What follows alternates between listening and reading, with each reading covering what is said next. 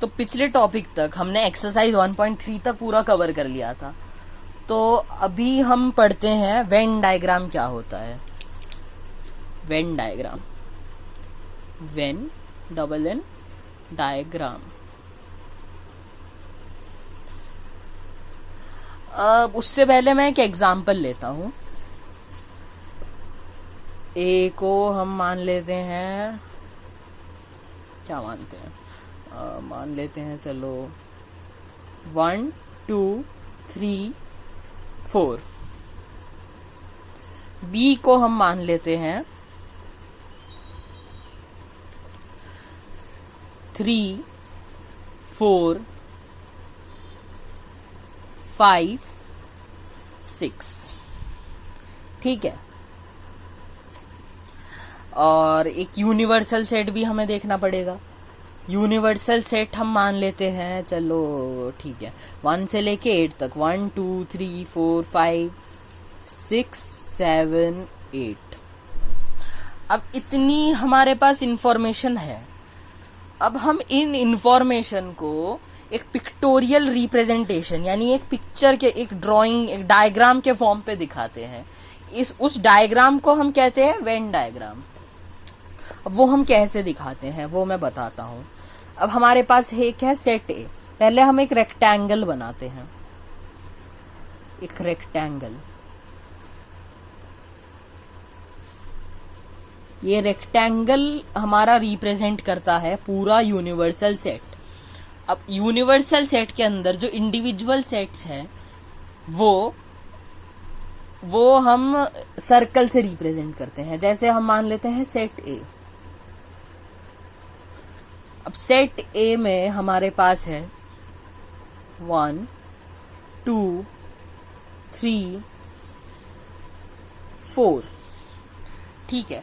अब सेट ए के अंदर हमारे पास है 1 2 3 4। अब हम आते हैं सेट बी पे। सेट बी के बी में हमारे कितने एलिमेंट है? 4, 3 4 5 6। तो अगर हम सेट बी बनाएंगे अलग से और उसमें लिखेंगे 3 4 5 6 तो वो एक सेट होगा। पर हमें क्या दिखता है कि जो ये 3 और 4 है वो ए और बी दोनों में कॉमन है।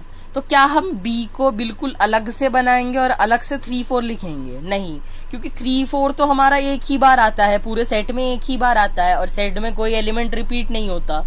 तो हम 3 4 को भी एक साथ लिखेंगे। ये पूरा सेट हो जाएगा बी। ये पूरा सेट है ए जिसके एलिमेंट्स है 1 2 3 और 4। एक पूरा सेट अलग से होगा बी जिसके एलिमेंट्स है 3 4 5 और 6। और 3 और 4 दोनों में कॉमन है। अब कुछ ऐसे भी नंबर्स है जैसे 7 और 8 जो दोनों सेट में नहीं आते, वो हम यूनिवर्सल सेट में कहीं भी लिख देते हैं, सर्कल के बाहर, इस बॉक्स के अंदर, सर्कल के बाहर। अब इस पूरे रिप्रेजेंटेशन को कहते हैं हम वेन डायग्राम। अब कभी कभी ऐसा भी होता है कि कुछ कॉमन ही नहीं आता। कुछ कॉमन जब नहीं आता, मैं यूनिवर्सल सेट सेम रखता हूं 1 2 3 4 5 6 7 8। और ए और बी को, ए और बी नहीं कुछ और ले लेते हैं, चलो पी और क्यू ले लेते हैं, पी और क्यू। और पी एक मिनट रुको। सेट पी को मैंने रख दिया इज इक्वल टू 1 2 3 4। क्यू को मैंने रख दिया 5 6 7 8। अब यूनिवर्सल सेट हमारा सेम है 1 2 3 4 5 6 7 8। अब देखो ये यूनिवर्सल सेट। पहले हम बनाते हैं ए के एलिमेंट्स 1 2, सॉरी ए नहीं, हमने पी लिया था ना, तो पी के एलिमेंट्स है 1 2 3 4। अब हम एक और सेट बनाते हैं क्यू। अब क्यू के क्या एलिमेंट्स है? 5 6 7 8। अब क्या क्यू का कोई एलिमेंट पी में आता है? कोई भी एक भी एलिमेंट नहीं आता। पी और क्यू बिल्कुल अलग अलग वो है, बिल्कुल अलग सेट है। मतलब एक भी एलिमेंट ऐसा नहीं है जो पी और क्यू में कॉमन हो। तो ये दोनों सेट नहीं मिलेंगे। ये दोनों सेट बिल्कुल अलग रहेंगे, इनके बीच में कोई ज्वाइनिंग नहीं रहेगी। 5 6 7 8। अब ऐसा भी अब तो कोई भी कुछ नहीं बचा जो कि ना पी में आया हो ना क्यू में आया हो। यूनिवर्सल सेट के जितने भी टर्म्स है सारे कवर हो गए हैं। अब हम देखते हैं कि हम सबसेट्स कैसे बनाते हैं। अब एक और ले लेते हैं सेट का पेयर एक्स और वाई। एक्स ले लेते हैं हम 1 2 3 4 5 6 और वाई ले लेते हैं हम 1 2 3 4। चलो ठीक है 1 2 3 4। ओके। तो अब क्या यूनिवर्सल सेट हमारा फिर से सेम है। यूनिवर्सल सेट हम सेम ही रख रहे हैं 1 2 3 4 5 6 7 8। अब हम फिर से एक बॉक्स बनाएंगे यूनिवर्सल सेट का। पहले अब फिर से हम एक्स बना लेते हैं, सेट एक्स बड़ा सा 1 2 3 4 5 6। इसको हम लिख देते हैं सेट एक्स। अब सेट एक्स के अंदर 1 2 3 4 5 6 आ गए। अब वाई के अंदर क्या आता है? वाई हमारा पूरा सबसेट है एक्स का। वाई है सबसेट एक्स का, ये हमें दिख रहा है क्योंकि वाई के सारे एलिमेंट्स एक्स में आ रहे हैं। अब ये पूरा का पूरा वाई एक्स के अंदर रहेगा, ये हमें क्लियर है क्योंकि पूरा का पूरा वाई एक्स के अंदर रहेगा क्योंकि वाई के सारे एलिमेंट एक्स में आ रहे हैं। तो 1 2 3 4 पूरा एक्स के अंदर है, यानी कि पूरा वाई एक्स के अंदर है।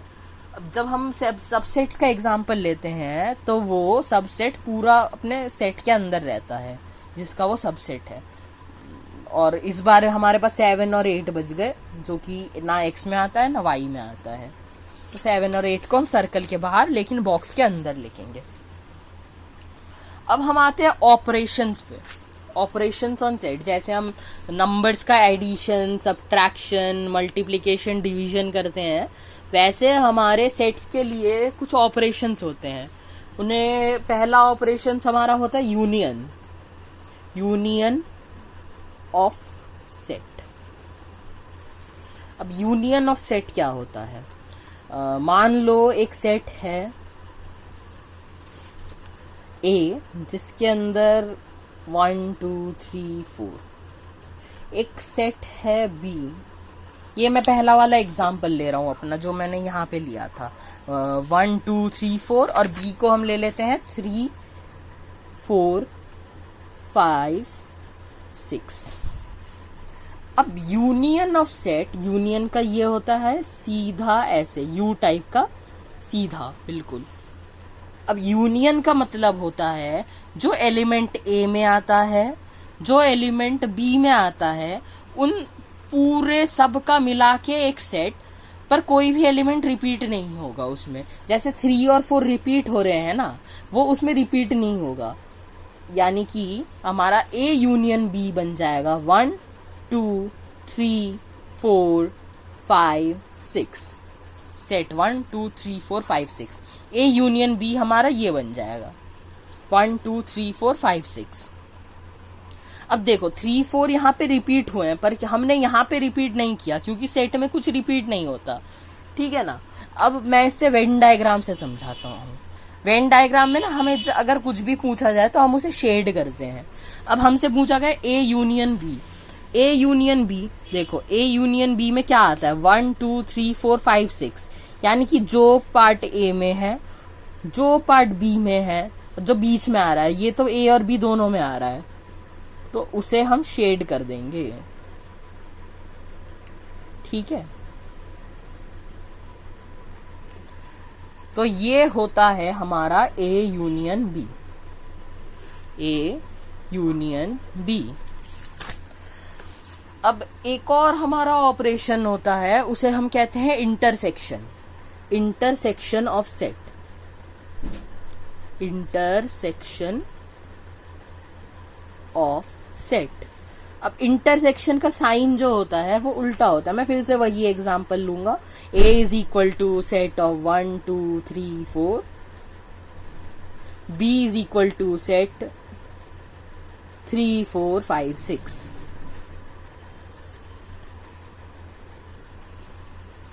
अब A का इंटरसेक्शन का मतलब ये, मतलब इंटरसेक्शन का साइन होता है ये, जैसे यूनियन का सीधा यू होता है, इंटरसेक्शन का उल्टा यू होता है। ए यू से थोड़ा वाइड होता है, ये ध्यान रखना, यू जैसा मत बना देना वरना कंफ्यूजन हो जाएगी। ए इंटरसेक्शन बी का मतलब वो होता है जो दोनों सेट में कॉमन आते हैं, यानी 3 और 4, 3 और 4 दोनों में कॉमन है, 1 2 और 5 6 दोनों में कॉमन नहीं है, 3 और 4 दोनों में कॉमन है। तो ए इंटरसेक्शन बी हो जाएगा हमारा 3 और 4। अब फिर से हम वो वाला सेट बना लेते, वेन डायग्राम बना लेते हैं जो हमने शुरुआत में बनाया था। ये एक बॉक्स, ये हो गया हमारा U, ये A, ये B, ये थोड़ा टेढ़ा मेढ़ा बन गया, कोई बात नहीं। तो ये 1 2 3 4 5 6, अब इस, और ये बाहर 7 और 8 ये भी बना लेते हैं। तब इसमें ऐसा क्या पार्ट है जो दोनों में आ रहा है, यानी कि जो बीच में आ रहा है, ये वाला पार्ट दोनों में है। इसका मतलब ये हमारा ये वाला जो पार्ट है ये होता है हमारा A इंटरसेक्शन B। अब इसको हम सेट, इन दोनों को हम लिखते हैं अब सेट बिल्डर की फॉर्म, सेट बिल्डर के फॉर्म में। अब सोचो, अब अच्छे से सोचना, इसको अगर हम सेट बिल्डर की फॉर्म में लिखेंगे तो हम कैसे लिखेंगे? A union B is equal to set X such that X belongs to A, X belongs to A और X बिलोंग्स टू B। अब इस और वर्ड पे ध्यान देना, X A में भी हो सकता है, X B में भी हो सकता है। X यूनियन B का, A यूनियन B का मतलब कोई भी एलिमेंट जो A में भी हो सकता है B में भी हो सकता है। इसका हम अलग शब्द में कहें, यानी कि A और B के सारे एलिमेंट्स। अब A यूनियन B के कितने एलिमेंट्स हैं इनके, इस केस में हम देखते हैं 1 A में है, 2 A में है, हमारी कंडीशन फुलफिल कर रहा है, 3 तो A और B दोनों में है, मतलब है ना, A और B में है। फिर 5 A में है, सॉरी 5 B में है, ये भी इस कंडीशन को फुलफिल करता है क्योंकि हमने और लिखा है, एंड नहीं लिखा, ये ध्यान रखना। 6 भी B में है तो ये भी कंडीशन को फुलफिल कर रहा है। अब हम A यूनियन B का सेट बिल्डर फॉर्म देखते हैं क्या होता है। A union B is equal to set X such that X belongs to A and X belongs to B। अब इस एंड पे ध्यान दो। अब इस एंड का क्या मतलब है, जो एलिमेंट X है वो A में भी है और X में भी है। इसमें हमने कहा A में भी हो सकता है, X में B में भी हो सकता है, मतलब दोनों में से किसी में होना चाहिए। पर इसमें हमने कहा एंड, यानी दोनों में होना चाहिए, यानी कि कॉमन होना चाहिए। और इन दोनों में कॉमन क्या है? 3 और 4। 3 A में भी है, B में भी है, 4 A में भी है, B में भी है। पर अगर हम 2 लेते हैं, 2 A में है पर B में नहीं है, 1 A में है B में नहीं है, 6 B में है पर A में नहीं है, तो ये हमारी कंडीशन फुलफिल नहीं करता। तो हमारा A यूनियन B का सेट बिल्डर फॉर्म हो गया ये। अब हम पढ़ते हैं यूनियन और इंटरसेक्शन को लेके कुछ लॉज। अब अगर हम कोई भी सेट A और नल सेट का इंटरसेक्शन लेते हैं। नल सेट हमें पता है कोई भी ऐसा सेट जिसका कोई एलिमेंट नहीं होता, कोई भी एलिमेंट नहीं होता। तो सोचो अगर किसी का कोई एलिमेंट ही ना हो तो, और उसके साथ किसी एक सेट का हम यूनियन निकाले तो उसमें क्या क्या मेंबर्स रहेंगे। हमारी कंडीशन है A के सारे मेंबर्स और A के साथ जिसका यूनियन हो रहा है उसके सारे मेंबर्स। पर नल सेट में तो कोई मेंबर है ही नहीं, कोई एलिमेंट है ही नहीं, तो हम सारे A के एलिमेंट लेंगे। तो A union null set is equal to A, यानी कि किसी भी सेट का अगर हम नल सेट के साथ यूनियन लेते हैं तो आंसर आता है A। अब हम लेते हैं A union A। A union A यानी कि उसका खुद के साथ का यूनियन। अब सोचो, हमसे अगर कोई कहे ए यूनियन बी, तो हम क्या करेंगे? ए के सारे एलिमेंट्स लिखेंगे और बी के सारे एलिमेंट्स लिखेंगे। पर हमसे पूछे ए यूनियन ए, इसका मतलब हम ए के सारे एलिमेंट्स लिखेंगे और इस तरफ भी ए, यानी ए के सारे एलिमेंट्स। इसका मतलब तो सिंपल हो गया, यानी कि ए ही लिख देना है हमें। जब ऐसे क्वेश्चन आए ए ही लिख देना है। अब हमसे पूछते हैं ए यूनियन यू। अब यू का ध्यान रखना, यू यहाँ पे यूनिवर्सल सेट है और इसका इस साइन का मतलब यूनियन है, इसमें कंफ्यूज मत होना। इसमें अगर कंफ्यूजन हो जाती है तो यू को ऐसे लिख लो या फिर ऐसे लिख लो, ऐसे लिख लो, ठीक है। अब इस यू का मतलब यूनिवर्सल सेट है। A union universal set. अब ए यूनियन यूनिवर्सल सेट क्या होता है? एक ऐसा है, वो क्या कहते हैं, सेट जिसमें यूनिवर्सल सेट के सारे एलिमेंट्स आए और ए के भी सारे एलिमेंट्स आए। अब देखो, एक खुद एक ऐसा सेट है जिसमें यूनिवर्सल सेट के सारे एलिमेंट्स होते हैं। तो अगर हम एक ऐसा सेट निकाले जिसमें ए के भी एलिमेंट्स हैं और यूनिवर्सल सेट के भी एलिमेंट्स हैं, तो वो हो जाएगा खुद यूनिवर्सल सेट, क्योंकि यूनिवर्सल सेट में तो पहले से ए के एलिमेंट्स है, ठीक है। तो ये हो जाएगा हमारा यूनिवर्सल सेट के ही इक्वल। अब एक और फॉर्मूला मैं बता देता हूँ, बुक में नहीं है, मैंने तुम्हें वेन डायग्राम दिखाया था। इसमें देखो, इसमें वाई एक्स का सबसेट है। अब इफ ए, इसमें मैं ए का ही एग्जांपल लेता हूं। If A is a subset of B, then A union B is equal to B. समझे? अब इसमें देखो, y union X, y is a subset of x, यानी कि अगर हम y यूनियन x निकालेंगे, y यूनियन x में हम क्या शेड करेंगे? ये पूरा y और x मिला के शेड करते हैं हम। तो ये y और x जब हमने शेड किया तो हम क्या शेड कर लिया? हमने पूरा x ही तो शेड किया। इसका मतलब जिसका सबसेट होता है हम उसे शेड कर देते हैं। If A is a subset of B, then A union B is equal to B। अब यही तो हमने यहाँ पे किया। देखो, A हमेशा यूनिवर्सल सेट का सबसेट होता है, तो A union universal set is universal set, ठीक है। ये दोनों एक जैसे ही है, ये देख लेना। अब आते हैं हम इंटरसेक्शन पे।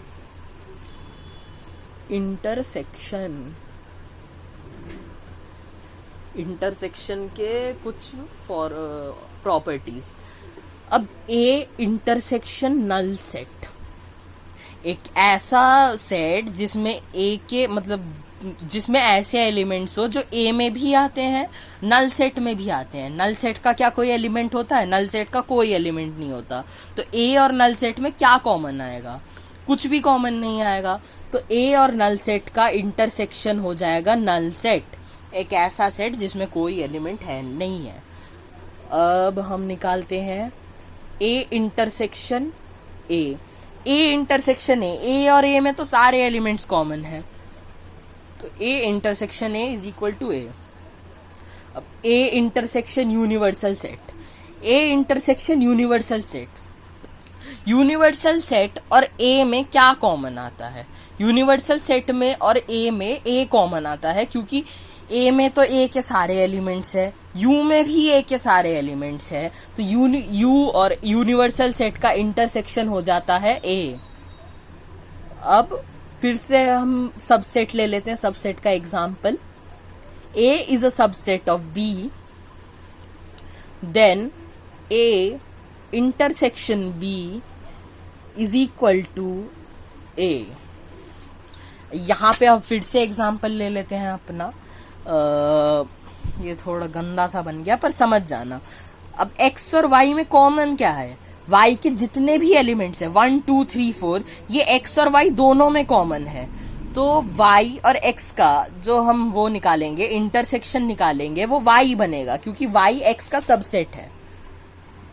अब एक और यहाँ पे फॉर्मूला है, अगर a इंटरसेक्शन ब्रैकेट में b यूनियन c होता है, तो ये बन जाता है a इंटरसेक्शन b, ब्रैकेट में A intersection B union whole union A intersection C.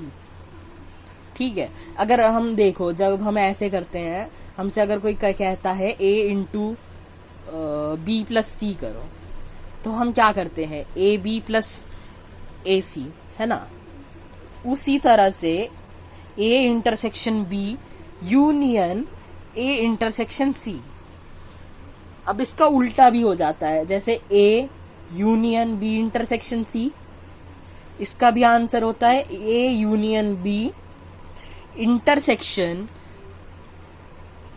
A union C. और इसके बाद हमारा आता है डिफरेंस ऑफ सेट। अब डिफरेंस ऑफ सेट क्या होता है, और हाँ एक और चीज बतानी थी, डिसजॉइंट सेट क्या होता है। अब देखो हमें कुछ ऐसे सेट ए को हम, जैसे मैंने यहाँ पे एग्जाम्पल लिया था, देखो पी और क्यू का एग्जाम्पल लिया था। पी है हमारा 1 2 3 4, क्यू है हमारा 5 6 7 8। अब तुम यहाँ से देख के भी बता सकते हो कि 1 2 3 4 5 6 7 8 कुछ कॉमन नहीं है। और वेन डायग्राम को भी देख सकते हो, क्या ये दोनों सर्कल मिल रहे हैं, क्या कुछ कॉमन आ रहा है इन दोनों सर्कल में, कुछ कॉमन नहीं आ रहा। तो इसका इंटरसेक्शन क्या हो जाएगा, यानी कि इसका इंटरसेक्शन हो जाएगा नल सेट। इसके कुछ कॉमन नहीं आ रहा, यानी इसका इंटरसेक्शन हो जाएगा नल सेट। तो if A intersection B is null set, then A and B are known as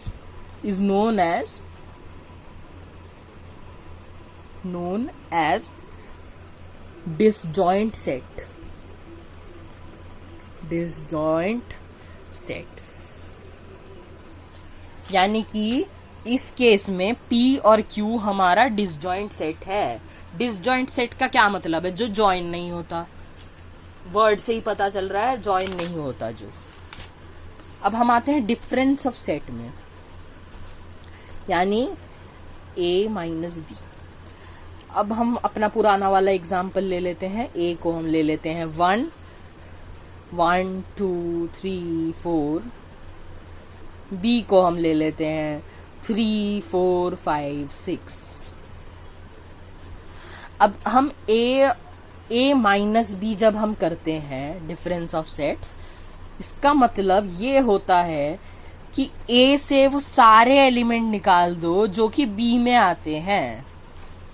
A से वो सारे एलिमेंट निकाल दो जो कि B में आते हैं। अब A माइनस बी जब हम करेंगे तो हमारे पास बच जाएगा सेट ऑफ 1 2, यानी कि B के सारे एलिमेंट हमने निकाल दिए। मतलब B में जितने भी एलिमेंट आते हैं जो कि A में भी आते हैं वो हमने A से निकाल दिया। दूसरे शब्दों में क्या किया कि A से हमने वो एलिमेंट निकाल दिए जो A इंटरसेक्शन B में आते हैं। अब A इंटरसेक्शन B क्या था हमारा इस केस में, 3 और 4। हमने 3 और 4 को A से निकाल दिया और हमारा क्या बचा, 1 और 2। ठीक है ना। और इसे हम अगर वेन डायग्राम से समझाए तो देखो ये वाला जो पार्ट है, सिर्फ ये वाला पार्ट, ये होता है हमारा A माइनस बी। ये पूरा B है, ये A माइनस बी है, यानी कि A का जो पार्ट जिसमें B नहीं आता, ये हो जाएगा हमारा A माइनस बी। अब इसको हम लिखते हैं सेट बिल्डर फॉर्म में। A minus B is equal to set X such that X belongs to A but X does not belongs to, ये डज नॉट बिलोंग्स टू का साइन है, मैंने बताया था। X does not belongs to B, यानी कि X एक ऐसा एलिमेंट है जो A में आता है पर B में नहीं आता। अब 1 हमारा एक ऐसा एलिमेंट है जो B में नहीं आता, A में आता है। 2 एक ऐसा एलिमेंट है जो A में आता है, B में नहीं आता। 3 एक ऐसा एलिमेंट है जो दोनों में आता है, A में भी आता है, B में भी आता है, तो हम उसको कंसिडर नहीं करते। अब अगर हम दूसरा केस ले लेते हैं B minus C is equal to X such that X belongs to B but x does not belongs to A. इसका हमारा क्या मतलब है, 5 और 6, 5 और 6 बी में आता है पर ए में नहीं आता। डिफरेंस भी हमारा हो गया, हमारा क्या कहते हैं, वेन डायग्राम भी हो गया, यूनियन ऑफ सेट भी हो गया, इंटरसेक्शन भी हो गया। तो अभी के लिए मैं इतना पढ़ाता हूँ, बाकी मैं अगले वीडियो में डाल दूंगा।